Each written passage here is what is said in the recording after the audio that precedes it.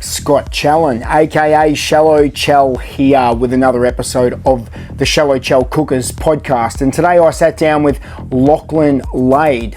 Lachlan's a great young guy, 29 years old. He is also known on socials as the Dunder Viking. Lockie's built up a really big following as a Australian patriot, an Australian nationalist with a really balanced, clear, level-headed approach to how we solve some of the problems in Australia. He's also just been recruited by the Australian Lobby Group to be their first registered lobbyist and will be heading down to Canberra in early 2026. Lockie and I caught up for this conversation the day before the Australia Day event in Brisbane. Lockie was one of the organisers for the Australia Marches event, and I'm putting this video together after that event now, and we had 15,000 people turn out and come and go and listen to the band and eat some free lunch and all the rest of it. But this pod was recorded the day before when Lockie and I were in the setup phase for that event. It was great to sit down with Lockie. We got a great gym session in. Lockie's an absolute weapon. Push-ups, dips, chin-ups. We were doing some bar raises, some really good workout stuff. It was really good. Loved it. Great training, great conversation. I hope you guys enjoy this, understanding who Lockie is, what his motivations are, and his vision for Australia.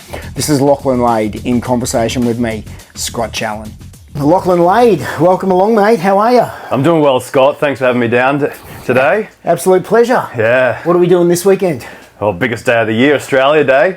Probably the biggest crowd we're going to get too. Well, gosh, we hope and pray. I know. And pretty warm day forecast for Brisbane tomorrow. Yeah, but that's normal for Australia. It is, man. Yeah. Actually, that's a really good point. It's Australia. It gets hot. It does. Yeah. I remember when I was young, I asked my father, I said, what the hell do we wear long pants in Queensland? It just shocked me, eh? Yeah. Little boy. But when I was overseas and you come back to the heat, you miss it.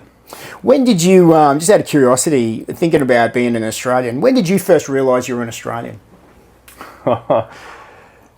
Yeah, I tell you, because I've done a good job of making you feel like you don't belong, hey? Yep. And I was definitely, through the schooling system, I guess, the generation that was hit hard with that.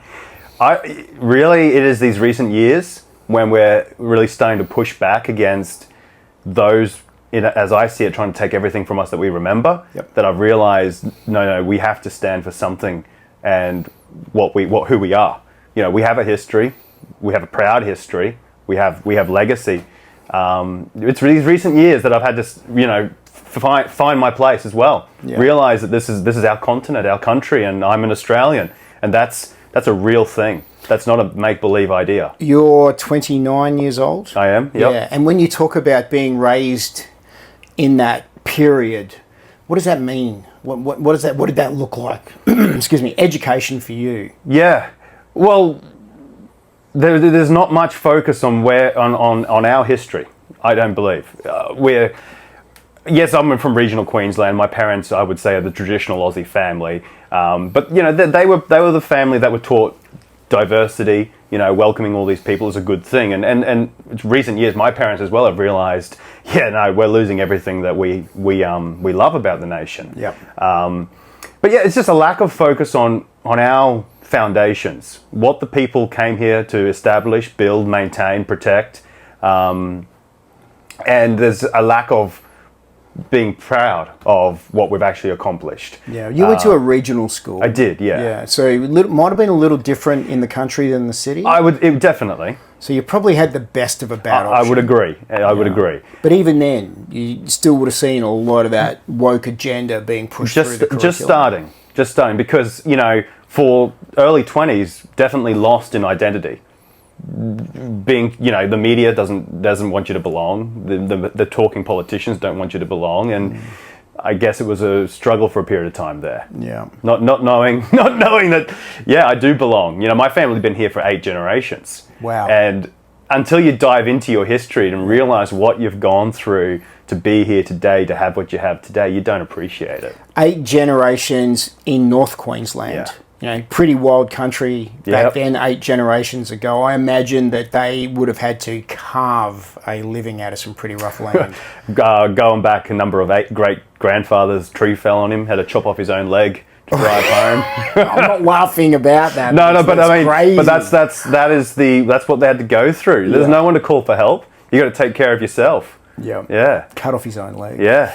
And cane farmers. Yep. Yep. And so, from that North Queensland area, you saw this woke education coming through. You said even your parents have noticed now that Big something's time. not right. Yep. That the country they grew up in is being eroded away.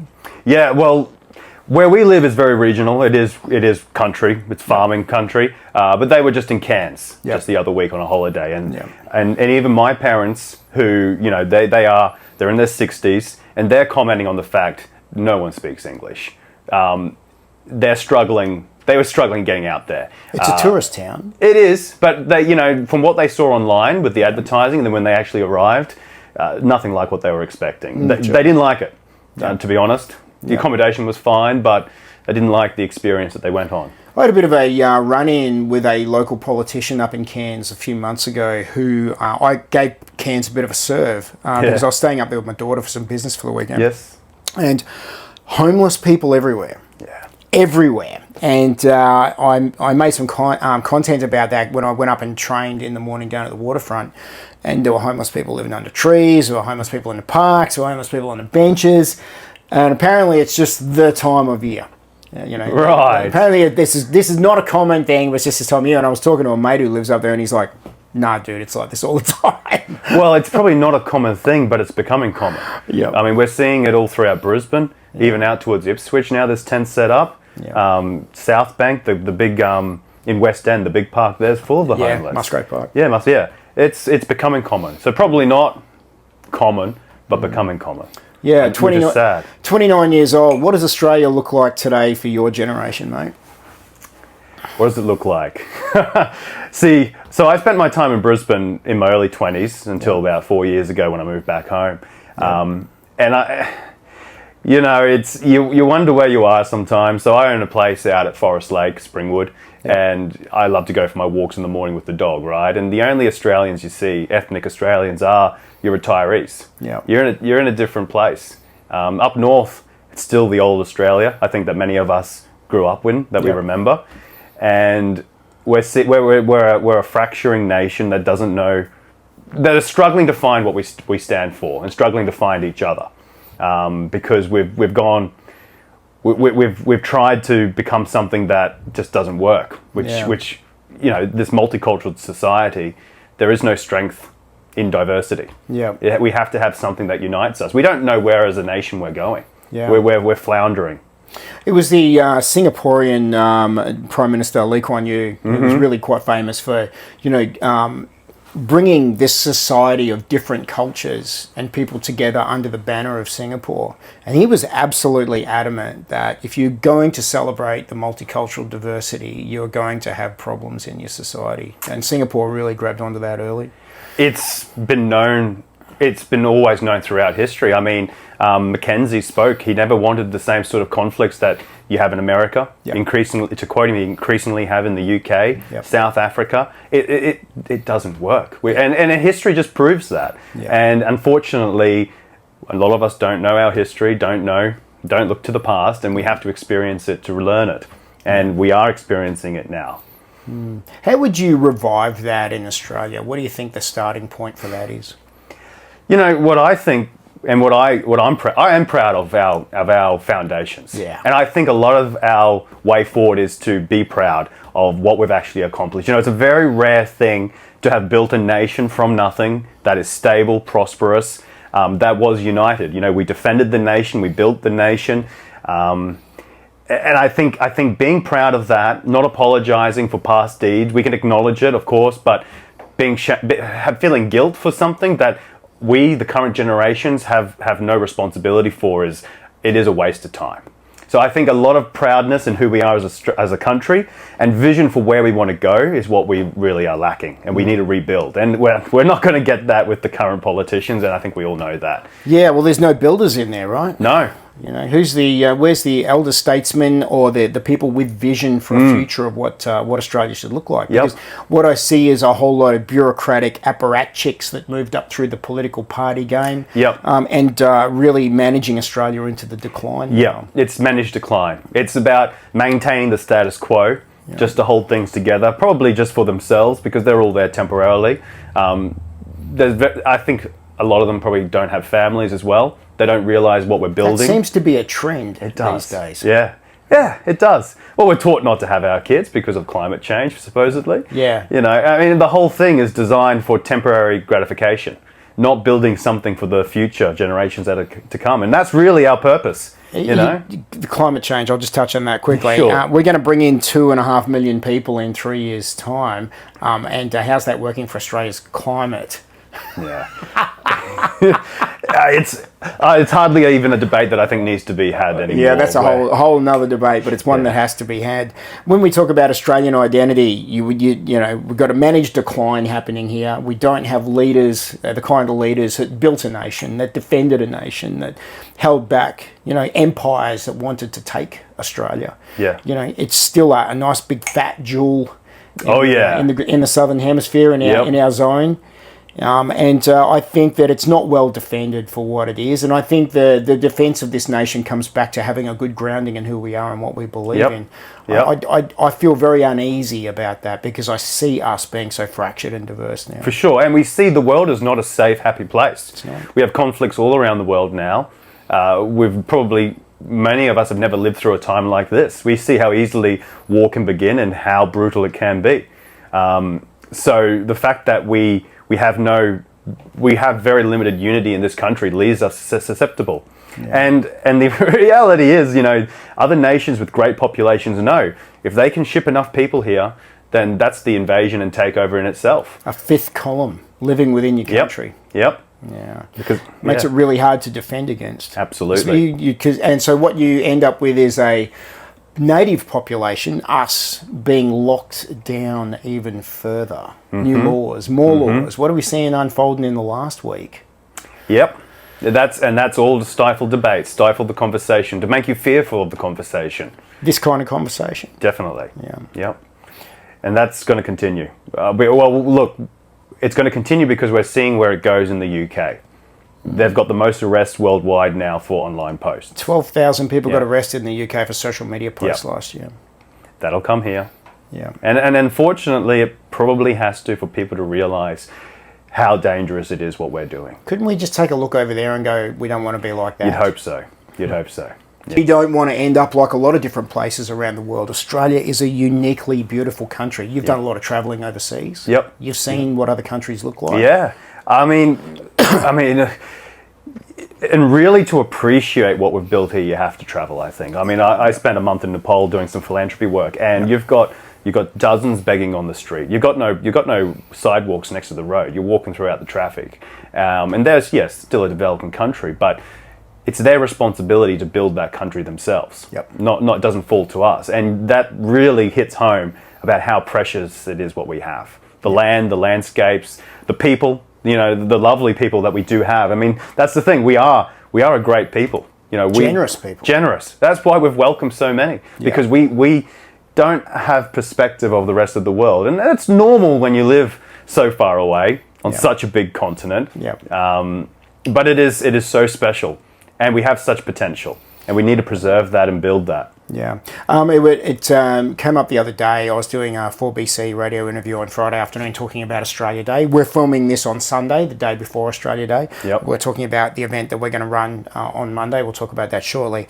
But it was put to me that, in 1983, when Australia won the America's Cup, for me, I was born in 72, so that was when I first realised that I was an Australian. Right. What it meant to be an Aussie, and I was 11, 12 years old. Yep. And I went, hang on, we're this weird ass country in the middle of nowhere, a backwater that literally nobody talks about, that just won this prestigious yachting event, and our Prime Minister said everyone should take the day off work and celebrate, and he was drinking beers at 4 a.m, right? Yeah, right. What an Australian moment to live through. Yep. And from there, from 83 through to 88, it felt like the high watermark of our Australian culture for me. I think so, yep.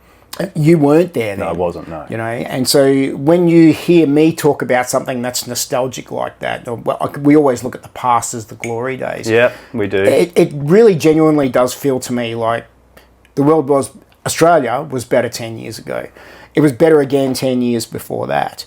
I can't look forward 10 years and think that Australia is going to be in a better place in 2036. No, and I don't have that nostalgia. Yeah, look, I'm a young man, but I think by the time that I really engaged in politics and started to try and fight for something, it's been an uphill battle against someone who's tearing apart what we had. Yeah. And that makes it particularly hard for the younger generations to know what they're fighting for. But we're seeing, I mean, the pendulum always swings, and we're seeing the youth really dive into the past, dive into our history, because they're looking for a sense of belonging as well. They're looking for why they're here, why they're building, why they want to succeed.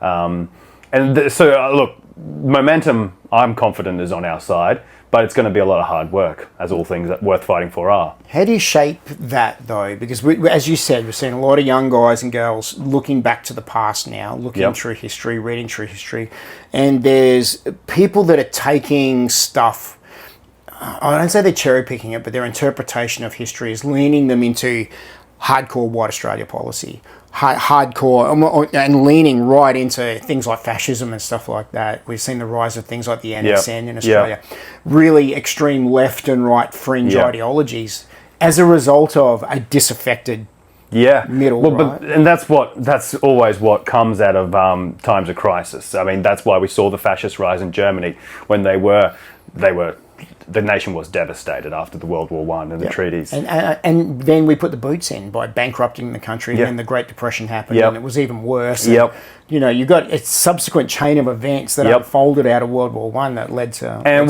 we're kind of entering an interesting time like that again, where the worldwide economy is struggling. We're seeing... Well, with war, there will be consequences after that, and we're going to see great struggle return to us. I mean, we all know housing has to crash for the future generations to buy in. So these disaffected groups are going to cling to something for a sense of belonging, to fight for what they genuinely, you can see, believe in. But again, they isolate themselves, and that's not going to build a movement. Not with mainstream Australia. No. And we have to look at where those movements took them as well. You can't take things superficially from the surface. I know in Nazi Germany, because of price controls, they were having to buy an entire car just for the rubber on the wheels, because the rubber was more expensive than the entire car. And there are policies and controls by the government that will lead us into a greater financial catastrophe than we're already in. And oh, hang on. Whoa, mate. Everything's fine out there economically. Look at it. The government will tell you that unemployment's at 4.1%, that inflation's within the 2 to 3% target band. Inflation for what they check, what they check. Are you telling me they fudge the numbers, Lockie? They wouldn't do that. Of course. It's easy to say one thing, but when you live in the real world, you feel something very different. 100%. I mean, I'm absolutely confident that in construction sector, inflation's running somewhere between 8 and 12, and has consecutively year on year for the last 3 years now. Yep. Well, I mean, with economics in 2020, I think it was, when they printed it was 70% of the Australian money supply. There's a consequence to that. Of all the money that it's ever existed, they printed 70% of it in that period of time. What's that done to the price of assets and things like crypto and bullion? Well, gold and silver is at an all-time high, just crossed the $100 mark today, I believe. So that's also a signal there's something not right in the economy. Yeah, something's not right. Yeah. No one's talking about that, though. Well, I mean, the media, oh, yay, you made money on your silver investments. Your house went up by 10%. Crypto, reaching all-time highs potentially, and another run to come. The Prime Minister's not talking about that. No, and they for them, they're comfortable. I don't think they have any real interest in it, and it might send signals as well that some things are happening. But also, we've got to remember, bullions, crypto, that is not their system that they want. Right. True. I think that there is an underlying motive for them not to talk about that. The US, and funny enough, though, it is the future. You look at the US; they're going hard on embracing cryptocurrency. Trump has said it's going to replace the current financial system with the new technologies that they're building. But Australia wants to again stagnate and remain where we are in the current system. We're not looking to the future. We're not looking at these new financial systems that are being born. because they threaten the status quo. The most significant financial restructuring that we've done in our economy was the introduction of the GST, late 90s, early 2000s. John Howard got that through, but we've seen nothing really change in the way we do business ever since. No. And you have a look at, compare 2000, technology in the year 2000 when we thought the Y2K bug was going to literally wipe out everything. And versus 2026. I mean, iPhones and internet exist now, didn't exist back then. The way we do business is completely different. But we haven't restructured the economy or our tax system for this new modern era that we're in. No. And so now we're in what I would call the extreme managed decline where things start to rapidly escalate. Yes. There's an old saying about bankruptcy in business. How did you go bankrupt? Well, at first it was really slow and then it happened really quick. Because the end point happens fast. I can see us tipping now into the end point where the next part will be extreme because we haven't put the guardrails in place. I agree. Yeah, I do agree. But unfortunately, it's probably what we have to go through, to actually make that change. It's the consequence of the same recycled sort of bureaucrats that rise through the ladder, through the party system, who paid by the taxpayer, they don't actually experience the real world. They don't see any need to make changes. And so the consequences will be severe. They'll probably come fast. And, the Australia in a few years might be very different to what we see today. Yeah. Probably for the good, but coming out of some pretty tough times. Some pain, some really ugly medicine to take to hopefully rectify. But we would need a leadership class, hopefully, in politics by then that can see a vision to rebuild out of, as opposed to just borrowing and printing and making things worse generationally, for your kids. And that is, unfortunately, that there's going to take some leaders to rise. Some leaders are going to have to step up, and younger leaders especially, because our political class is they're reaching the retirement age of their lives. Again, their commitment and their obligation to make those changes that are necessary are probably not near as strong as those who are trying to build now for their families that are to come. Yeah, in my opinion, there's no way someone like Anthony Albanese should ever have been Prime Minister of Australia. I just don't look at someone like that and think that, 30 plus years of the game that he's played. He was never a well-respected politician ever by his own party. He literally Stephen Bradbury'd his way through to where he is now. And this is what we end up with, Yeah, true.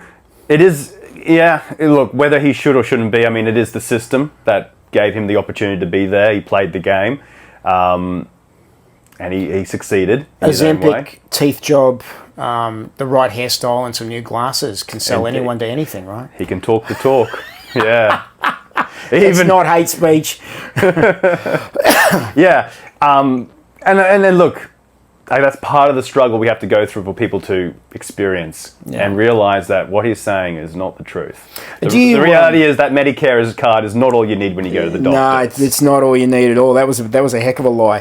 What worries you the most for your generation now? What worries me the most? Look, the ability to get ahead, to live a life that you have time with your family. I was raised on a single income family. My mum was always home to help me with my homework, to make my lunches for school. That's that reality, which is what I want to be able to provide for my children, even if I'm working, which I expect to be. It's out of reach right now. I got into my first property with my mate. That was the way we had to do it. But now, we're putting our children into childcare, just like we put our parents into an old home. The family unit is being broken apart, but it's strong families that create a strong nation. And that's probably most worrying. I think people will find a way. They always do, but it's not going to be anything like what we have grown up with.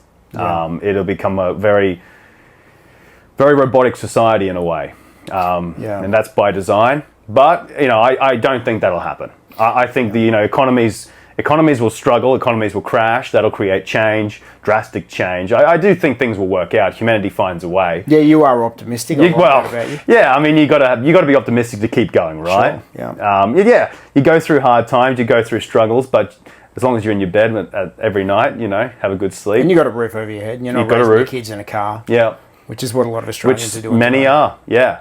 Yeah, which I find completely heartbreaking. Yeah. It shouldn't be like that. And once again, I come back to that thing that the government lies about everything. Homeless numbers is a lie. Inflation numbers are a lie. Economic growth is a lie. GDP growth is a lie. Yeah, Everything's we celebrate 0.01% GDP growth. That's hardly a celebration. Come on. Hey, but we increased our population by 2%. Yeah. More people, more problems. Exactly. Yeah. In a perfect world, what would Australia look like today for you?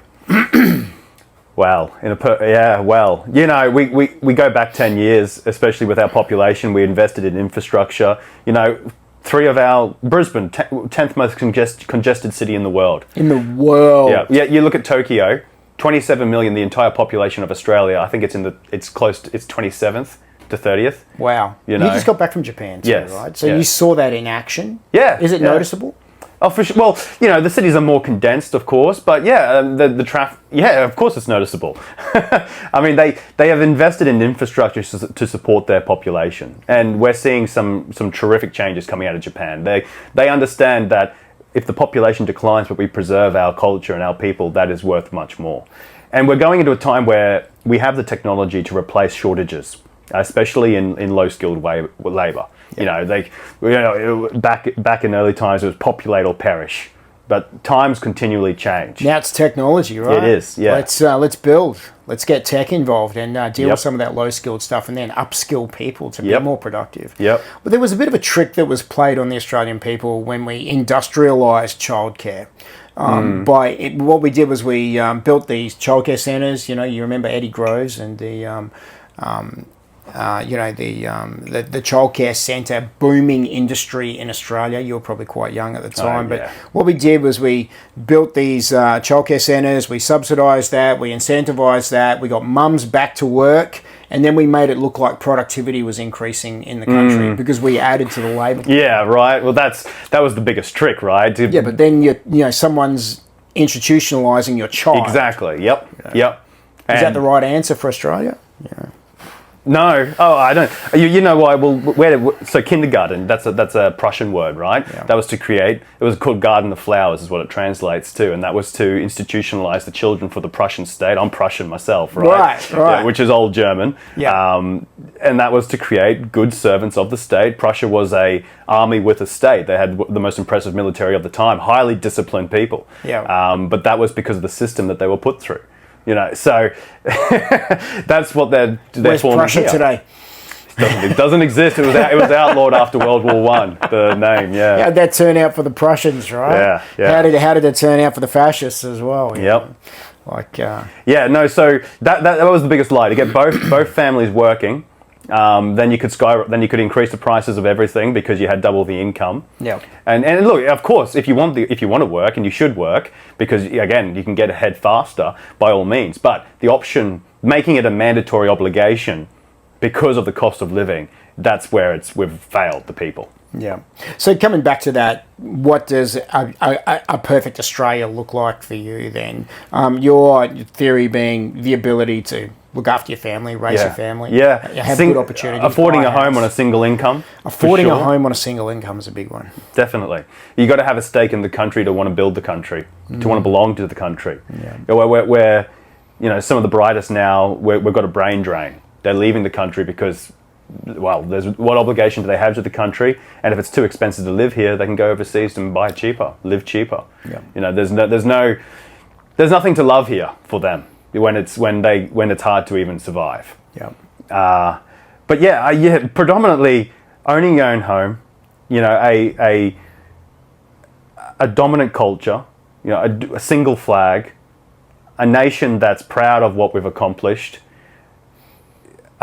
Investment in infrastructure, so we can get around this nation. It's a big place. People underestimate how big this is. Massive. Yeah. There's huge potential. Yeah. Huge potential. Huge potential. We spoke about this yesterday. Australia, Brisbane, where we are today, we had a pretty significant drought in the early 2000s. And we haven't increased any of our water storage capacity or built any infrastructure to deal with the next drought, but we've added 1 million people since then. Yeah. See, that's part of the struggle that'll come. Australia is the land of volatile weather. From hail, snow, storms, thunder, floods, and it'll all come eventually. And it'll be, these are going to be the crises that break us if we aren't prepared and we're not prepared. I always wonder whether these politicians sit there and go, "Oh, thank God we dodged a bullet for another." I'm sure they do. Right? Yeah, I'm sure they do. Oh, thank God for that. Yeah. Oh, because absolutely they would, and that's why through the economic struggles that we'll face. Through the divisions that we are facing in our society, there's going to be massive change. And the change will be good in the end. We ensure that welfare and government support are only to citizens. A lot of these people return to their own homes if there's nothing to keep them here. I'm fine. I'm a fan of that. I'm totally fine with that, mate. I don't see student visas being a pathway to citizenship ever. No. That's just like, your study's done, see you later. Bye. And that university sector needs to be clipped hard. It's wrecked industry, it's wrecked trades, it's wrecked opportunities for Australians. Well, it's not even worth it now. I was I think the very last where they were saying you've got to get a good degree, which I never did. I found my own success in business, but I did dropped out, I'll say, and I realised it ain't for me. But that's not where you're going to find success now. We're seeing numerous white-collar jobs being offloaded to technology, AI predominantly. You've got to get your hands on the tools probably for another 10 years before automation can take over. Isn't it incredible that they thought the blue-collar workers were going to be the first ones to go? But what I'm seeing now is the technology to say goodbye to all the lawyers. Exactly. Doctors, accountants. Interesting, isn't it? It is. Well, some of the things we can't predict. I'm sure some were more aware than others, but this is why you've got to be adaptive, and this is why the government shouldn't be subsidizing or propping up certain industries like that. They need to suffer the changes in the market, the changes in technology for us to actually innovate. Your federal government wants 80% of Year 12 graduates in Australia to go to university. I didn't know that. Yep. And Australia lost 50,000 apprentices last year, out of a pool of 380,000. So, the graduation rate for apprentices is atrocious. I've said this before, building company for 17 years, haven't graduated one carpenter. Yeah, that's shocking to me. Yeah, it's disgusting. Yeah. I mean, and like people go, "Oh, you must be the shittest boss in the world." I don't know. Scott? I don't think so. Look, it's a lot different than when I was young. Like, that's for sure. We're a lot more catering to people's requirements and needs now. Yeah. The people don't know how to work. They don't know how to work hard. I mean, I work with some younger fellas as well, and they're very willing to work, but they need constant direction. There's not much thinking for themselves. They're a bit checked out. Lack of attention, lack of focus. Is that the technology, do you think? Cultural thing? It'll be partly. I mean, it's a multitude of factors. And we have to learn to manage that, work with that, and I think we will manage that, and they'll grow up in their own time. Maturity. I mean, I think when my grandfather was driving a cane truck at 11 years old. Yeah. You imagine chucking the 11-year-old behind a cane truck now. I imagine that your granddad at 20 was one of the most capable men you could imagine. He could probably fix anything and do anything. Yeah. And even now, I think about myself, and I worry. When my father passes away, there's going to be so much knowledge and capability lost with him. I've hopefully got him for another 30, 40 years. But there's so much that even I'll look to him, just because I live and work on a farm right now, just a small hobby farm, but we have our own cattle, pigs. Yeah, you were telling me about milking the milking the cow. You got the forearms for it, mate. You get the burn. We should have a calf in a couple of months. Actually, That's awesome, I'd love to restart that. Yeah. But the knowledge that will be lost with him, and that's pertinent throughout society, right? You've got a generation who had to do things themselves and think for themselves, that are going into retirement, that are passing away, and you've got the younger generation now who have offloaded a lot of that thinking to technology. And it's not necessarily a bad thing, but they have to get by without that advisement. And there's a lot of things that we still need humans for. Sure do.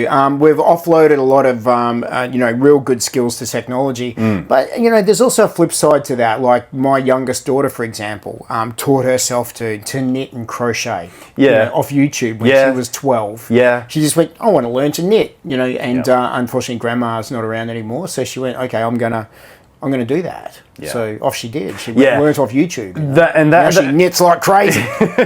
Knitted stuff everywhere. That's true. That's all right. There is a wealth of information there that people can. That's the thing. Banning. That's why it's so wrong. Banning these assets from the children. We are dumbing down the population. There's an enormous amount of education there. That was always the agenda. Of course. Well, as many of the listeners will. Yeah. You're let me segue a little bit there. You are sitting here today with me working on the Australia Marches project to deliver that tomorrow in Brisbane, and God knows we've got some big names coming to this one. We've worked on the last two marches that we've run here in Queensland on August 31 and October 19th. What was your journey to come to that? How did you, from social media and the stuff that you were doing, to end up working in this project? Yeah, well, I was very disillusioned with most of the parties. Especially after COVID. That's when I left the Liberal Party, and I was just a general member. I'd go to events. I've been down to the national conferences and that. I find it very interesting, and I know that these are the people that run the country, and I thought it was important to attend. After all that, just wanting to see I didn't know what to do, but I knew I had to play my part, right? Just to try and motivate others to play their part, because the normal people seem to have their heads better screwed on than the leaders. So I just started throwing out content to try and create awareness about what is happening, because I'm a lover of history myself, and I see sort of just the obligation to force everyone to take the vaccine regardless of individual decisions, and then to call the names that we got called and the things that we got locked down for our own personal decisions, which were not the business of any others, was despicable. The sacrifice of the single for the greater good is not what built this society. You're still pissed about that, aren't you? And I think everyone is. Yep. And I think those who were forced to take it are getting pissed too. Yep. There's been no apology. We're not being told anything about that, and it won't be forgotten. But unfortunately, it's going to take time for retribution. That's such a stain on our nation. That triggered you to end up where we are. Keep going with that story. Yeah. Well, because for me, they wouldn't even want to let me into Woolworths, just to do my general shopping. Yeah. I'm not going to show them my ticks and stuff. Yeah. So you were making content under the name Dunder Viking, Viking. I'll put the link here as well. Just after all that, sort of when I returned home to the farm. Yeah. Right. Again, I like that lifestyle. I like to eat meat. We raise our own cattle. We slaughter our own animals. We eat them. Yeah. Best nutrition on the planet. Grass-fed. It's my own food. And I wanted to return to that because I work online. I could live there and continue my life. And so I did. But of course, purpose needed to be I needed to work. I want to do more. Always want to do more. And social media is the outlet. So took the shirt off, grew the beard, and just started doing things, talking to people about what was relevant, what was important, because I knew you had to be a bit different to get attention, so I was. And like you did, you got an audience, mate. People tuned into that. They did. They connected. Yeah. Not sure if I should take the shirt off again and get back into it, but maybe. I don't know. We hit the gym this morning, man. You're looking strong. Looking good. Doing well. Cheers. Well, got into that. And that's what I will continue, because I think, I have a perspective that probably not many others do. I don't care what people say about me. It's never been a factor in my life. Yeah. I've always been a bit different. Yeah. I've always had those criticisms, but I wear it like a badge and keep going. Yeah. And it was through that work, through that content, running with the Libertarians as a Senate candidate, I'd talk about things that I guess others were not willing to talk about, and that's how I got closer with the gentleman behind March for Australia. Yeah. That's how I got involved. They wanted me to put out some content, so I did, and it's pretty much here we are. Just keep it up. Did August 31 surprise you? Absolutely. No one knew what to expect, but that's what I wanted to see. That showed we're not a fringe minority, where We're the dispossessed majority coming together. Dispossessed majority, what a great way to explain that. Yeah. A great term to use. So you got asked to create some content to promote the event. You came down from North Queensland for August 31 after liaising with the organising team, and you were part of that organising team. That's how we met, really. And then have been working closely ever since then. That's right. And here we are today, 5 months later, with our third event about to kick off tomorrow. And we've got 3 federal senators coming. I think it's kind of hilarious in a good way. I mean, but coming to Brisbane, and some of them are not even from the state, right? On a day that's going to be 35 degrees. Yeah. But it shows there's something special here. The people of Queensland, outstanding.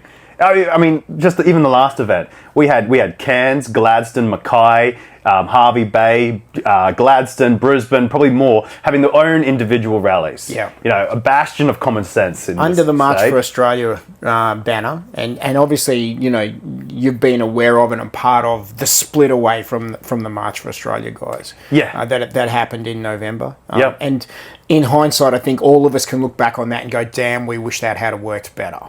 Yeah. You know?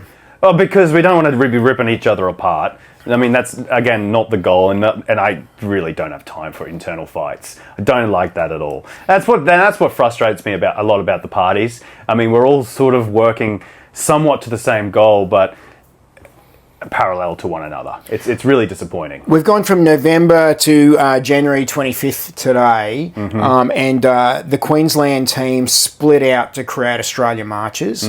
There was a reason for that, and in September, October, it felt to the Queensland team that we were a little different here in Queensland. We had a slightly different reaction that we could tell from the crowd. The crowd were asking for more than just marching. We were getting a lot of people, like hundreds of messages, constant feedback.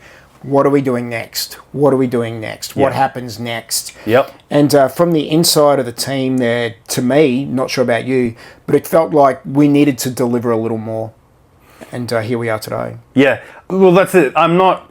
Because what's a march really going to do in the end? Where are we going with that? I mean, it's great to make a heap of noise. A lot of people make a heap of noise, but it has to be something practical to actually turn the dials. To influence the dials of power in the direction of what the people want. And I think that's definitely what got me more interested in continuing this journey, because I can see us actually having an impact in the halls of Canberra under the Australian Lobby Group. I mean, with that, and tell you about the name. How about that being available? that says something unto itself, doesn't it? Yeah. We'll get onto the lobby group stuff in a second. So after November the 5th, we with the Queensland team, we launched a brand. We had a website. We created a website so we could get people to register. So we had a mailing list to be able to create future events and keep the momentum going. And this was the part of people wanted to do something or wanted more. And we didn't feel like that there was an option and a viable outlet for that, even though we were requesting that.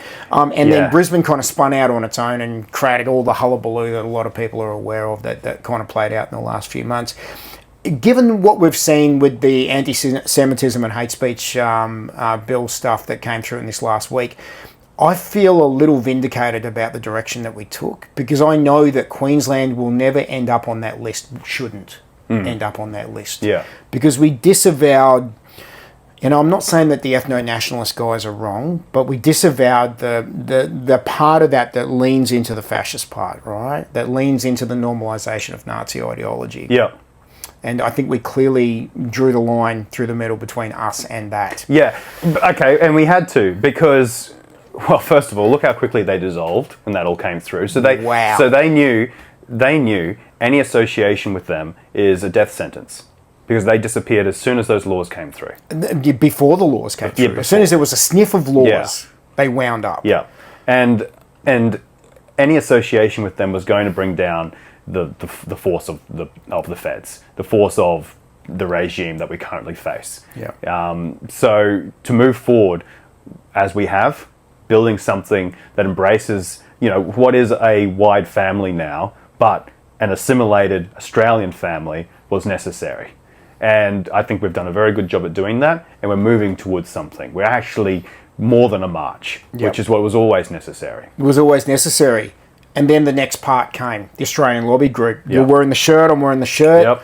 Proudly wearing that banner, that logo today. Absolutely. And Lockie, proud to announce that you are officially one of our registered lobbyists that will be going. I am. That will be going to Canberra for the Australian Lobby Group. Yep. You're proud to announce that you're one of our official registered lobbyists for the Australian Lobby Group. So for anyone who's not aware, you can create a company, in which we did, the PTY Ltd entity, which is the Australian Lobby Group.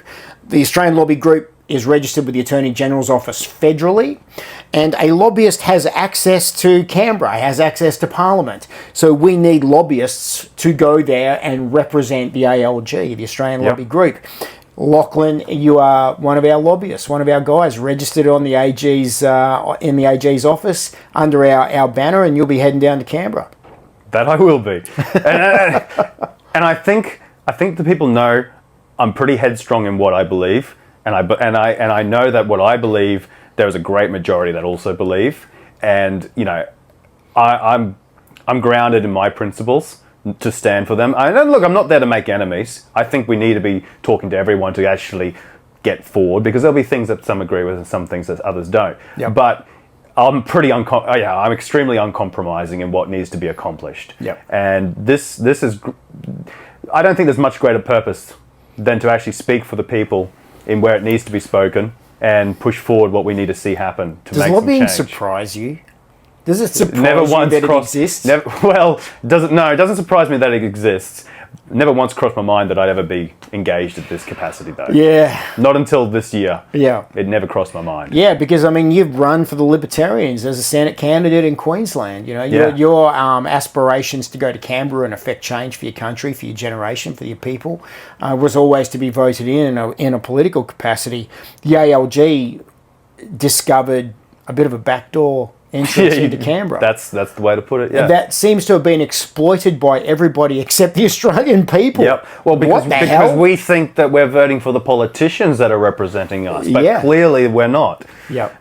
They are bending over backwards to please their lobbyists of every other nationality and corporation that exists, except their own people. Yep. It's so twisted the way it ended up. I'm not sure that it was ever intended to be that way. No, I don't believe. Of course it wasn't. Yeah. It's just that, you know, people understand that to make the changes that they want, that's where they have to go. They have to go to Canberra and engage the politicians which create the laws.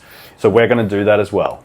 It's illegal for a lobbyist to just go up to a politician. I know I've seen a lot of commentary around this on the ALG social stuff. Oh, you're just going to, what are you going to give them a bigger bag of money than, you know, than the guy from Qatar is going to offer our federal politician or wherever. No, that's not how lobbying works. You can't just offer a bag of money. That's illegal to do that. But the ALG on its website has 13 defined policy positions. Those are policy positions that we've all worked to create, that we understand, that the people that came to our events that we spoke to, this seems to align with their values as well. And judging by the thousands of people that have signed up on the website and donated to help build this thing, we seem to be aligned with what their expectations are for Australia. Yeah. And I don't see any politicians in Canberra pushing for those policies. No. Because they're Australia first. They're Australia first. That's exactly right. How is it that Canberra became Australia last? When you live isolated down in the city, you know, you're not engaged with the real people, not living a real life. I get it. That's why, you know, I always want to live on the farm, no matter what happens. Yeah. I'm happy to travel and do the hard work that's necessary. Yeah. But at the end of the day, I want to remain on the farm with my animals, with my dogs, with my family, and keep myself grounded like that. You're going to have to go to Canberra and do some soupy work, though, unfortunately. Yeah. So, you know, but that's the way it is. It is. In this last week, we saw the Conservative politicians in Australia rip themselves apart over Labor's bill. Yep. We saw the Nationals and the One Nation guys hold the line. A principled position that they knew they weren't going to win, but they held the line on principle. Yep. Do you think that was the right thing to do? Yep, I do. I do not appreciate Hastie's reasoning that he voted in favour because it was going to pass anyway, and he wanted the sort of the best outcome. Yep. You got to take a stand on what you believe and what the people want to see. Australians want to see that now. We actually need strong leadership. It does, even if some aspects were good. with what it took away from us, that can never be forgiven. Yep. So no, the Nationals and One Nation absolutely made the right decision, and that's what we need more of. Yep. If we had people standing on principle rather than what maybe appears popular from what the media is saying or their lobbyists are saying, we'd be in a much better shape. Yeah. You know, politicians are voted in by their constituents, Yep. but they're not standing for them. Yep. What a shame. Representative what a shame. democracy actually doesn't really work that way. Lobbying, one of our policies is to ban foreign lobbying. A lot of politicians don't like the idea of that one. But why? Really? Why? I mean, they're foreigners. They shouldn't have a say in the development or what's going on inside this country. I don't see why they have any loyalty to the foreign lobby groups. Yeah. So and that's the thing. I love to have these conversations and then reiterate the explanation to the people. It'll be very interesting. I'll learn plenty and hopefully can share as much as I possibly can. Well, the ALG is doing things a little different because lobbying tends to happen in the shadows and in the dark, and the overt lobbying groups like the Australia Institute, for example, not very Australia first, those guys, if you ask me, but they overtly publicly push content forward through their social media network, things like Punters Politics, for example, supported and well funded by the Australia Institute, to push for things that aren't necessarily in Australia's interests but are in globalist interests. We're up against that. So we're going to be doing a lot more than that. We're going to be putting a lot of social media content forward, and you're going to be punching stuff out there. You're going to help people understand exactly what's going on in those back rooms, right? Yeah, that's it. And I think, set an example for what we'd like to see from many of the politicians. They speak for the people. The people need to know what's going on. There shouldn't be anything happening behind closed doors. I mean, we vote for them to make decisions in the nation's best interest. If we don't know what's going on, we can't vote accurately. So yeah, exactly. Being transparent, bringing it to the people, having those conversations, let them experience what I'm experiencing as much as possible.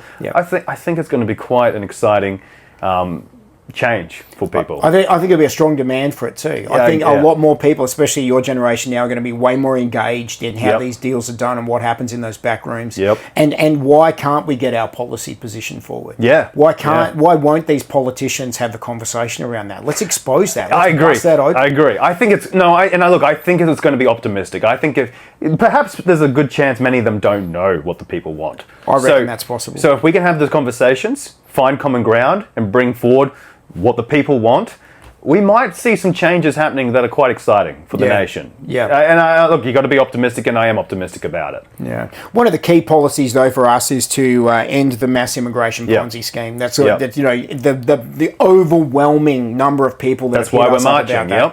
That's why we're marching tomorrow. It is Australia Day. We're going to celebrate Australia, but we're also drawing the line in the sand again for the third time, saying we will not back down on this issue. And, regardless of what happened with Bondi, because, if you think about it, August 31, October 19, Bondi happened. Suddenly the immigration debate's off the table. We're not talking about the immigration debate anymore. We're talking about how to lock down Australians even harder and remove your ability to question the narrative. Or to form an association or a group that might not be happy with what's happening here. So we want to make sure that, first of all, we turn off the tap of human slaves that are being conned into coming to Australia to wipe bums for the NDIS, mate. Spot on. It's a hell of a way to explain it, but isn't it? Spot on. That's right. And then eventually, what are we going to do with all these people? That's the other thing we're not thinking about. Well, if they're not citizens, I think the question has to be that it's time to go home. Well, but they're here with taxpayer funds, right? And eventually, they're not going to have people to care for. So even if we kept them here, what's going to happen then? It's going to be an absolute mess. So there are multiple taps that need to be turned off. But yes, first of all, we stop the immigration, and then we can focus internally. Canada smashed immigration in the last 12 months, and they've seen their house prices retract by 20%. There's a lot of investors. New Zealand you own a house. I own a house. Are you prepared to take a 20% clip on your property portfolio? Well, yeah, of course I am. I mean, I didn't buy the house to get rich. No. To be frank. Yeah. You bought the house to live in. Yeah. and I understand that many did, because property's been the best investment in Australia for generations. Dude, it blows my mind that in 17 years of being in business, all I should have done was bought 5 shitbox houses. Yeah. You know, you're never going to get rich in business in Australia anymore. And this is part of where, unfortunately, a lot of those in the positions of power have become rich from that. Okay. They what? Because they weren't capable at anything else. Yeah. So that's why they're not interested in changing or seeing a depreciation in house prices. Yep. But this is where we have to be making hard decisions for the future. This is where we have to remember that our obligation is for those who are yet to come, our children, and we need to be setting up the country for their success. Yep. And this is part of where strong leadership needs to take command. The con from government, though, is that we can tax our way to prosperity by now taking more money from older people as they start to, filter out of the workforce and filter into retirement and stuff. And then we'll allocate those resources to, more care jobs. Create more opportunities. I think that's so wrong. I don't trust any of them in any way, mate. No. Well, not only do I not trust the government to do things better than the individual, I think to try and take from people who have lived their life and now looking to retire, say, even if it is over 3 million with the superannuation, I think that is just so wrong. Yeah, that is their wealth, that is their private wealth to pass on to their own families, because we need to strengthen the families. There needs to be we have to rebuild the family structure. Yep. Putting your mum and dad into homes as they get old and putting them under the government care, offloading them, it's not how, it's only a Western thing. Yeah, it is. It's quite a sad reality. Yeah. Grandparents are meant to help raise children. Exactly. That's what they're meant to be. They're meant to be around for. Yeah. Yeah. Now we farm them out, Also, I've met a number of retirees who are kind of stuck in a large house and unable to downsize because of the taxation implications. And that's another factor. Yeah, it's the current system and the taxation laws. It destroys humanity. Yeah. It destroys us. And that's one example. They can't sell because they'll lose too much. I met an American couple at Christmas, young couple, and I was talking to them about business in Australia because they ran a business in the US. And I was comparing tax and bureaucracy and paperwork and legislation and compliance and rules and all the rest of the stuff that I have to go through to run my companies. And they couldn't believe what they were hearing. They said, "Why aren't you burning stuff down in Australia yet?" I get that. My uncle's cane farmers spend more time in the office than they do on the farm. Yeah. I've got some friends from Spain, for example, and they just do not understand why Australians are not in an uproar. I think, though, that's the frog in the pot analogy, though. Yeah. The slow boil has been continuing. Death by 1,000 cuts. We're just going to take another cut here and another cut there. One of the real penny drop moments for me last year was in the productivity review that Jim Chalmers ran for our economy, the Productivity Roundtable. It was discovered in the middle of our housing crisis that none of the national construction codes had ever had any productivity alignment factored into the rollout of these new rules. So we're going to make it even harder to build, more expensive, and no one took into consideration anything about whether that increased productivity or what that did to a business in the middle of a housing crisis. Again, it's that disconnect from reality. They really don't have a clue what they're doing. Yeah. And I think the average person's realizing that. Yeah. You got to remember, the politicians are just like you and me. Yeah. They're not anyone particularly special. A lot of lobbyists go to Canberra with data, and they convince these politicians with that data that this is the best thing to do. It might be climate data. It could be economic data. Bringing more people in, for example. Someone sold to the government the concept that more people was going to solve the problem. Yeah. And that's because there's big box retailers out there that love more people. There's banking systems out there that love more bank accounts. Big business thrives because more people is more demand. There's more demand for not only your food, but your fridge, your bed, your TV. So there's more consumers for big business. Kill small business, eh? Yeah. Yeah. and but drives up housing prices. Yep. So the politicians are like, okay, well, this is good for the big box retailers, Yep. and my property portfolio is going to rise. What could be the problem here? Yeah, that's probably exactly how they see it. The big business lobbyists are happy. They're showing them great data for themselves. Yep. The politicians who invested in property are feeling good because their wealth has gone up. Yep. And what's wrong? Yeah, absolutely nothing wrong at all. What's your number one passion project, Lockie, that really sits at the top of your list for things you'd like to see changed? Well, getting down there, finding who we can work with. Yeah. And I think accomplishing any of our policies, predominantly mass immigration, but getting anything through, I think is where I'm getting the fire. Yeah. Finding those politicians you can align finding with. the ones we can work with, getting their support, and then going forward with them is that's the first step, and I'll see it happen. You've got 3 senators coming to our event tomorrow. You've pretty much got your foot in the door of some politicians already, haven't you? And I've met them all before, and the listeners will know they stand on side with us. I think in a lot of what we are fighting for, Yep. But still, we need to have the conversation and make sure that our particular policies are what they're going to be pushing forward. Yep. One nation are often accused of being beholden to foreign interests. Yeah, they are. We'll have to learn. I don't know, and if they are, well, they're gonna wake up real quickly and realise that's not what the people want. That's not what the people want. I think we've seen a really strong demand about that. No foreign lobbying. Shutting the gates and stopping mass immigration and banning foreign lobbying, to me, are the top 2 priorities in this country. Yeah. Right now, nothing could be more important than Australia first. Yeah, that's right. Yeah. That's what we've forgotten for a long time. Yeah. And then if we fix that, a lot of those, it should be, if they are truly for the Australian people, they should be on side with that. Yeah. It would take away a lot of the concerns that people have with them. Yeah. Yeah. Why can young Australians trust you, Lockie? What is it about you and your life, mate, that would give them the confidence to believe that you're going to have their best interests at heart? That's a good question. I think if you've watched me over the last couple of years, I'm a boy from the farm. All right, I don't really have anything to prove. I'm just doing the best that I can do with what I've got around me and the resources that I have to move the dial in our favour. And I think that the biggest way I can build trust is to be transparent with my activities, putting out content and sharing the experience as I see it and as I do experience it. Yeah. I don't see any other way. Brilliant. You've got a bit of stuff going on in your life. What are your hopes and dreams for the future for you personally, mate?